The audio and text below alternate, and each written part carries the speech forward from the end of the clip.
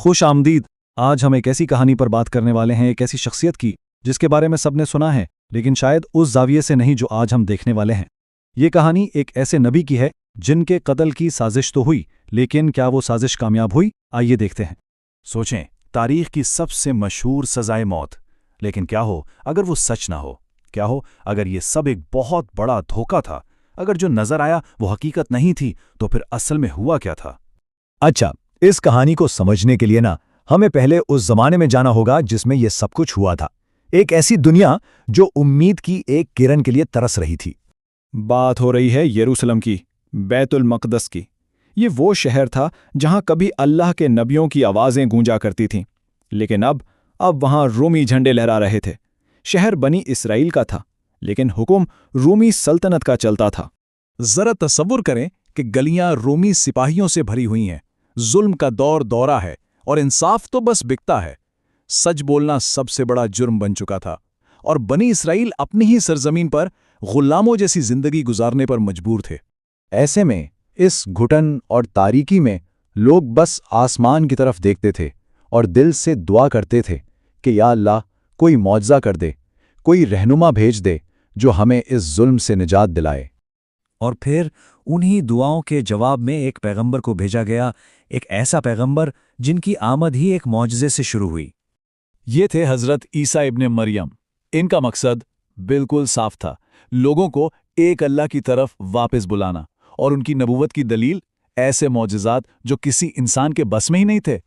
اور یہ معجزات کوئی معمولی نہیں تھے۔ سوچیں ذرا، گود میں ایک بچہ بول رہا ہے، مٹی کے پرندوں میں جان پھونکی جا رہی ہے، پیدائشی اندھوں کو بینائی مل رہی ہے، اور یہاں تک کہ مردوں کو دوبارہ زندگی مل رہی ہے۔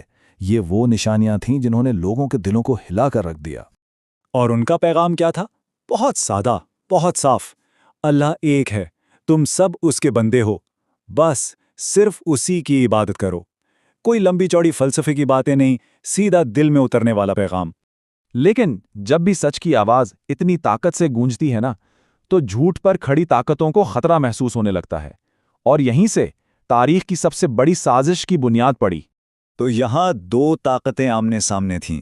ایک طرف حضرت عیسیٰ کا پیغام تھا جو غریبوں اور مظلوموں کے لیے امید تھا، اور دوسری طرف تھے سردار اور رومی حکمران جنہیں ڈر تھا کہ ان کا اختیار، ان کی بادشاہت سب کچھ چھن جائے گا۔ اور یہ ڈر، یہ خوف بہت جلد ایک گہری سازش میں بدل گیا۔ انہوں نے کیا کیا؟ سب سے پہلے حق کی ایک اور آواز حضرت یحییٰ کو سرعام قتل کروا دیا۔ یہ ایک پیغام تھا سب کے لیے کہ کوئی ان کے خلاف بولنے کی ہمت نہ کرے۔ اور اس کے بعد ان سب نے مل کر حضرت عیسیٰ کے خلاف منصوبہ بنایا، کیونکہ وہ انہیں اپنے لیے سب سے بڑا خطرہ سمجھتے تھے۔ اور ان کا پلان بہت شاطرانہ تھا، وہ خود گندے ہاتھ نہیں کرنا چاہتے تھے۔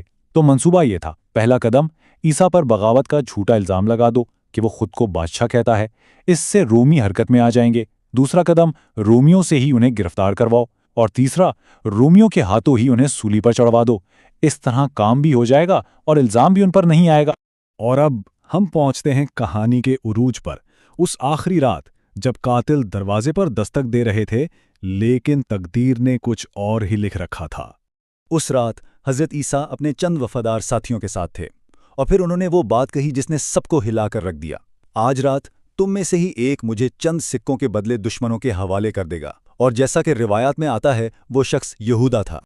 یہودا وہاں سے چھپکے سے نکلا، اور تھوڑی ہی دیر میں باہر سے شور کی آوازیں آنے لگیں۔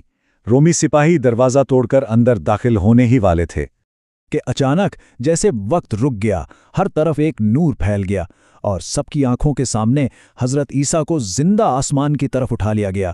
وہ جنہیں پکڑنے آئے تھے وہ ان کی پہنچ سے بہت بہت دور جا چکے تھے۔ اور یہیں پر اس کہانی کا سب سے اہم موڑ آتا ہے۔ قرآن اس بارے میں بالکل واضح ہے۔ انہوں نے نہ اسے قتل کیا اور نہ ہی اسے سولی دی، بلکہ ان پر شبہ ڈال دیا گیا۔ یعنی جو کچھ انہوں نے دیکھا وہ حقیقت نہیں تھی، وہ ایک دھوکہ تھا۔ تو پھر سوال یہ پیدا ہوتا ہے کہ اگر حضرت عیسیٰ کو سولی نہیں دی گئی تو پھر ہوا کیا تھا؟ آخر وہ شخص کون تھا جسے زنجیروں میں جکڑ کر لوگوں کے سامنے لایا گیا اور سولی پر چڑھا دیا گیا؟ اس بارے میں ہمیں روایات میں دو نظریے ملتے ہیں۔ پہلا نظریہ یہ ہے کہ جس نے غداری کی تھی یعنی یہودا، اللہ نے اسی کی شکل حضرت عیسیٰ جیسی بنا دی اور سازشیوں نے اپنے ہی آدمی کو سولی پر چڑھا دیا۔ دوسرا نظریہ یہ ہے کہ ان کے ایک وفادار ساتھی نے خود کو قربانی کے لیے پیش کیا اور اللہ نے اس کی شکل بدل دی۔ اب حقیقت کیا تھی یہ اللہ بہتر جانتا ہے، لیکن دونوں صورتوں میں نتیجہ ایک ہی تھا، حضرت عیسیٰ محفوظ رہے۔ دیکھیں، اس کہانی کا اصل مقصد صرف یہ جاننا نہیں ہے کہ سولی پر کون تھا۔ اصل سبق کچھ اور ہے۔ یہ سبق ہے کہ سچ کے راستے میں ہمیشہ مخالفت آتی ہے۔ باطل یعنی جھوٹ تھوڑی دیر کے لیے جیتتا ہوا ضرور نظر آ سکتا ہے، لیکن آخری فتح ہمیشہ حق کی ہوتی ہے، اللہ کے منصوبے کی ہوتی ہے۔ لیکن یہ کہانی یہاں ختم نہیں ہوتی۔ جیسا کہ اسلامی روایات بتاتی ہیں، حضرت عیسیٰ ابن مریم کو زندہ آسمان پر اٹھایا گیا اور وہ قیامت سے پہلے واپس آئیں گے۔ تو شاید اصل سوال یہ نہیں کہ ماضی میں کیا ہوا، بلکہ یہ ہے کہ جب ان کی کہانی کا آخری باب لکھا جائے گا تو وہ دنیا کو کیا سکھائے گا۔